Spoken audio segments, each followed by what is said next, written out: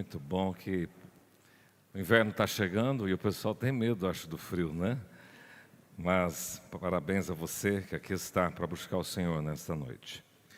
Nós estamos iniciando hoje essa série, Firmes seus passos na fé. Vamos dizer juntos? Firme seus passos na fé. A firmeza tem a ver com algo definido, algo concreto, algo mais estável e fundamentado. A firmeza tem a ver com algo seguro, constante, que é estável, tem alvo e determinação. E você guia corretamente quando você está firme em seus passos. O inverso, todavia, a não firmeza tem a ver com algo indefinido, inseguro, instável, inconstante. E é muito importante que você, na sua trilha de fé, seja firme, cadenciado, seja seguro e estável. Os salmistas declaram assim, por exemplo, um dos salmos diz assim: tomara sejam firmes os meus passos.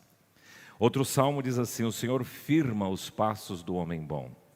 Outro salmo diz assim: esperei confiantemente pelo Senhor, e Ele colocou meus pés sobre uma rocha e me firmou os passos. Outro salmo diz assim: firma os meus passos na tua palavra. Então, tanto no Velho Testamento como no Novo Testamento, nós vemos uma preocupação de ter uma firmeza na fé. Já no Novo Testamento, por exemplo, Paulo e Barnabé, passando por algumas igrejas que eles fundaram, diz o texto bíblico assim: e tendo anunciado o evangelho naquela cidade e feito muitos discípulos, voltaram para Listra e Icônio e Antioquia, fortalecendo a alma dos discípulos, exortando-os a permanecer firmes. Na onde? Na fé. O apóstolo Paulo também, orientando a igreja de Corinto, ele diz: permanecei firmes na fé.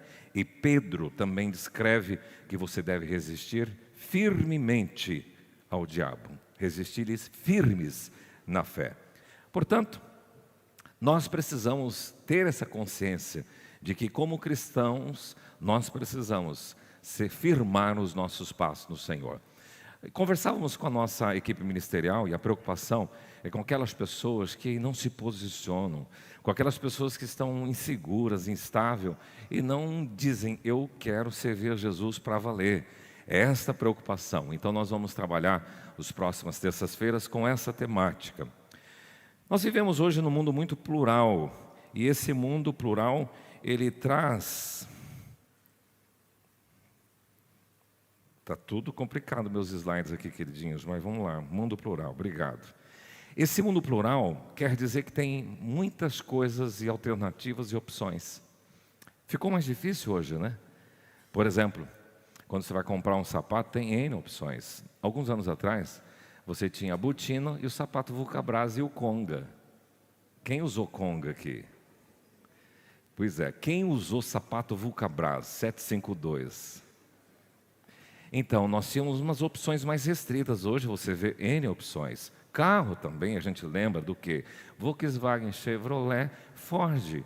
E a gente lembrava de alguns carros específicos. Hoje tem um monte de marcas. Isso dá uma ideia do mundo plural. No mercado, na quitanda do meu avô, a gente tinha alguns produtos mais específicos e pontuais. Hoje você entra no hipermercado, que tem N opções. Nós vivemos num mundo muito plural. E as pessoas se perdem, porque quando tem muitas opções, a gente fica: e agora? O que eu vou fazer? Qual alternativa que eu escolho? Mas a escolha sempre é importante você fazer. Por isso que hoje eu quero mostrar um texto da cena das Escrituras Sagradas, em que o povo tinha que fazer uma escolha. Está lá em Deuteronômio 30, versículo 15 a 20, se você puder acompanhar, seu smartphone, tablet ou a Bíblia impressa, pode abrir lá. E o texto bíblico diz o seguinte: vê que propõe hoje a vida e o bem, a morte e o mal.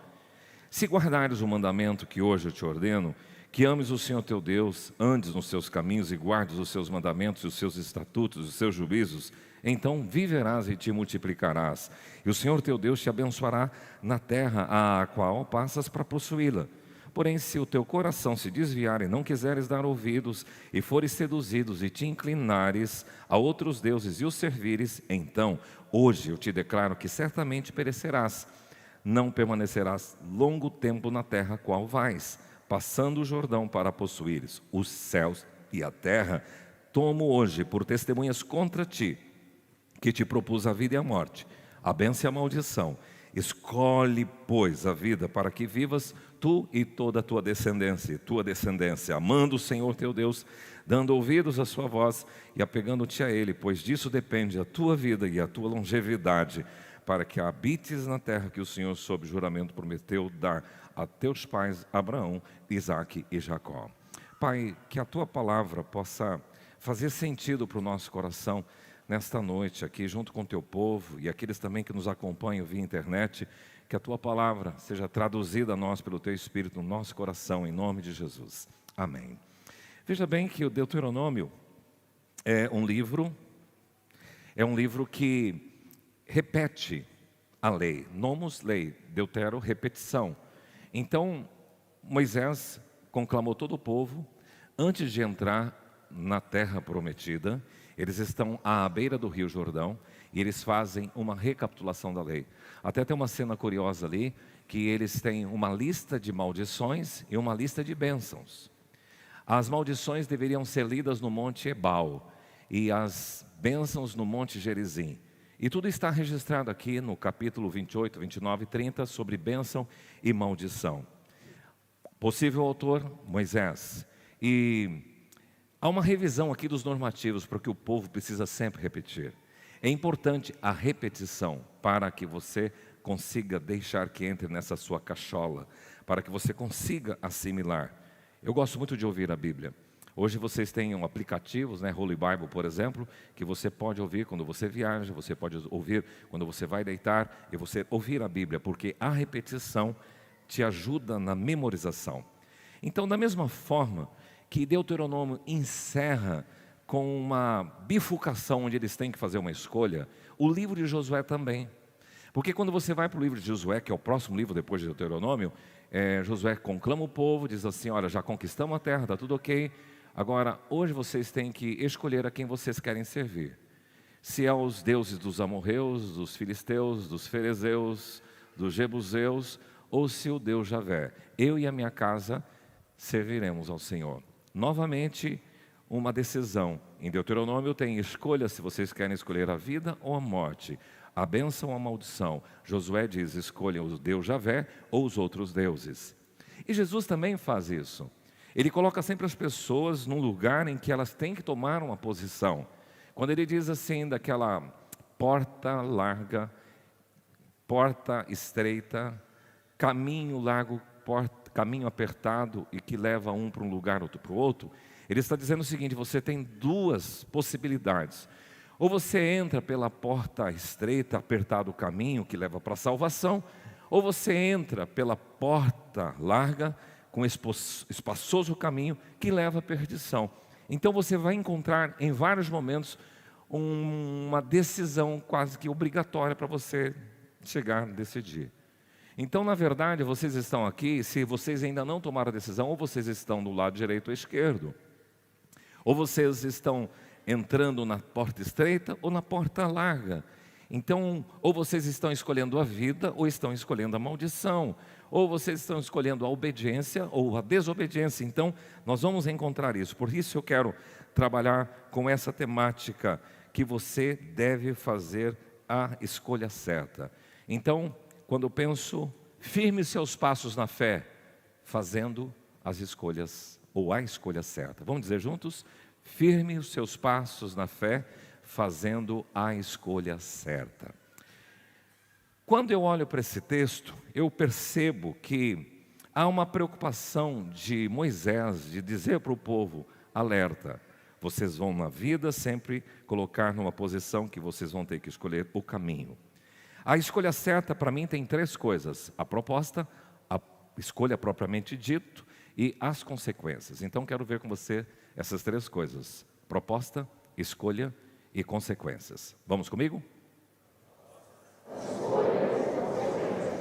Quando falo em proposta, eu vejo aí o versículo 15 que você leu comigo, quando Deus diz: vê que proponho. É uma proposta de Deus. Quem propõe? Deus. Ele propõe. E propõe porque Ele está dizendo: eu proponho este caminho ou este caminho. Então a proposta bíblica parte do céu. Não é uma proposta rasteira, não é uma proposta do humus, não é uma proposta humana, mas é uma proposta do céu. E Deus sempre propôs caminhos para o ser humano. Vemos um Deus na Bíblia que toma a iniciativa. Ele se antepõe a você, se antevê a você e propõe o caminho. Ele faz isso convidando, ele faz isso oferecendo, oportunizando, ele faz isso aproximando, estendendo a mão.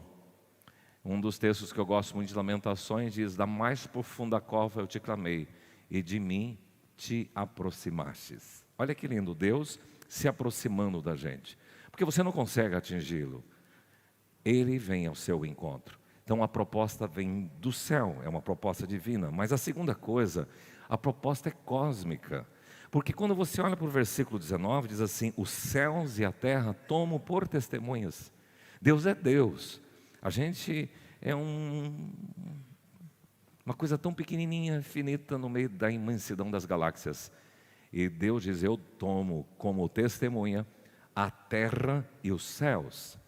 Portanto, a proposta dele tem uma dimensão cósmica. Mas além disso, tem uma dimensão histórica. Porque aí no versículo 20 ele diz assim: as promessas realizadas aos vossos pais, Abraão, Isaque e Jacó. Então a proposta dele é uma proposta divina, é uma proposta cósmica, é uma proposta também histórica, mas atual. Quando você olha para esse texto, se você for curioso, porque estudar a Bíblia é assim, você tem que olhar, garimpar, ler, reler, ler numa tradução, ler noutra tradução. Tem uma palavra aí que repete no mínimo 4 vezes. Veja aí, versículo 15, vê que proponho hoje. Versículo 16, se guardarem os mandamentos que hoje. Versículo 18, então hoje. Versículo 19, os céus e a terra tomo hoje. Então essa proposta ela é atual. Porque aí eu lembro de alguns textos bíblicos que diz assim: se hoje ouvirdes a minha voz, diz o Senhor, não endureçais o vosso coração. Então a proposta, ela tem um aspecto histórico, cósmico, ela tem essa ideia também de ser divina, mas ela é atual para você hoje, se você ouvir hoje. Então não deixe para amanhã. Quantas terças-feiras você já tem ouvido o Evangelho? E o chamado é esse: se ouvir hoje a minha voz, não endureça o seu coração. Agora, por fim, é uma proposta optativa, porque as duas alternativas são excludentes. Não tem jeito de você ficar com o pé em 2 canoas. Não tem jeito de você ficar com o pé na igreja e outro pé no mundo. Não tem jeito de você viver uma duplicidade de vida. Ou é céu ou é inferno, literalmente. Porque Deus aqui na proposta, Ele diz: de um lado está a vida, do outro lado a morte. De um lado está o bem, do outro lado o mal. De um lado está a obediência, do outro lado a desobediência. E de um lado está a bênção e do outro lado está a maldição. De um lado está Gerizim, de outro lado está Ebal. Então isso tem que ser pedagógico para o povo de Israel, que estava para conquistar a terra prometida, mas ser pedagógico para você, que existe uma proposta, que é de Deus, que ela tem dimensão tomar a terra e o céu como testemunha cósmica, é histórica porque também evoca Abraão, Isaque e Jacó, mas ela é atual, porque ela diz hoje. A segunda coisa, a segunda palavra que eu quero explorar é esta palavra escolha. E a escolha tem 2 aspectos que eu vou salientar. Primeiro é uma escolha pessoal. Diga comigo, escolha pessoal. Porque a proposta é para quem? Para você. E não tem nenhuma possibilidade nas Escrituras de você fazer algo por alguém, especialmente na sua relação com Deus. Não tem, a não ser Jesus, que foi o nosso mediador, o intercessor, mas fora Ele não tem ninguém. Eu não posso, como pai, dizer assim: Senhor, eu quero fazer tudo para que o meu filho seja salvo e eu vou assumir isso. Não tem isso. Cada um responde por si diante de Deus. A palavra do Senhor já diz isso: todos haverão de comparecer diante do tribunal de Cristo para prestar conta de todas as suas obras. Por isso que ele diz, escolhe quem? Você. Escolhe, pois, a vida. Então ele diz, você tem uma opção, e esta opção, ela é muito pessoal. Você quem vai fazer ou não. Você pode dizer, eu quero ou eu não quero. Cada um é responsável individualmente diante de Deus. Os seus pais não podem responder por você nas questões espirituais, e você, filho, não pode responder pelos seus pais, e só Jesus que pode responder por nós. Mas, portanto, é uma escolha pessoal. Mas a segunda coisa é uma escolha condicional. Porque no texto você vai encontrar também essa partícula tão pequenininha, mas tão significativa e que muda tudo. Se. Versículo 16 está aí, se guardares o mandamento que hoje te ordeno. Então você perceba que essa escolha está condicionada a comportamento. E eu quero dizer que existem então duas condutas. A conduta positiva, que eu chamaria a conduta obediente, e a conduta negativa, que eu diria a conduta desobediente. Então, se você guardar os mandamentos, você está na postura da conduta positiva, obediente. Mas se você não obedecer, você está na conduta negativa de desobediência. E qual é a conduta que se espera dessa pessoa positiva no sentido de obediência? Primeiro, amar a Deus. Falar que ama a Deus e não prioriza Ele na sua vida é balela, é mentira. A gente se ama a Deus, a gente valoriza Deus, valoriza as coisas de Deus. Jesus testifica isso em Mateus 6,33, quando diz, buscai, pois, em primeiro lugar, o reino de Deus. Segunda coisa que qualifica essa conduta positiva de obediência é andar nos seus caminhos. Não adianta também você pensar que está seguindo o Senhor e trilhando os seus próprios caminhos, você tem que andar nos caminhos do Senhor.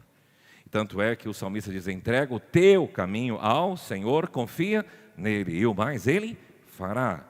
Então, a conduta positiva, que é a conduta obediente, precisa amar a Deus, precisa andar nos seus caminhos, e no texto bíblico aí você vai encontrar também, guardar os seus mandamentos, estatutos e juízos.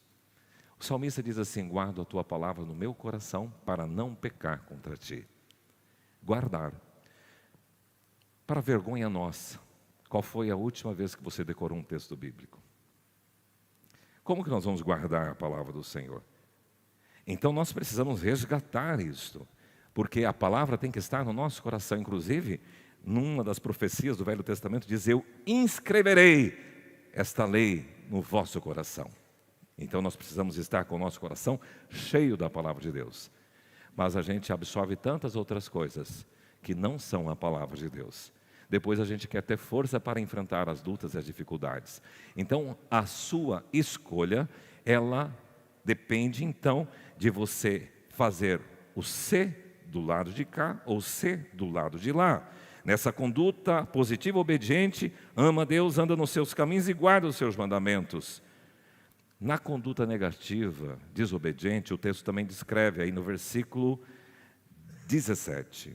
Porém, se o teu coração se desviar e não quiseres dar ouvidos, e se fores seduzido, te inclinares a outros deuses e os servires, aí vem as consequências, que é a terceira palavra. Mas a qualificação dessa conduta quer dizer um coração desviado, que cortou o caminho, que não seguiu a diretriz das Escrituras, um coração desobediente, uma conduta desobediente e inclinada a outros deuses. Quando fala outros deuses, o que é que vem na sua cabeça?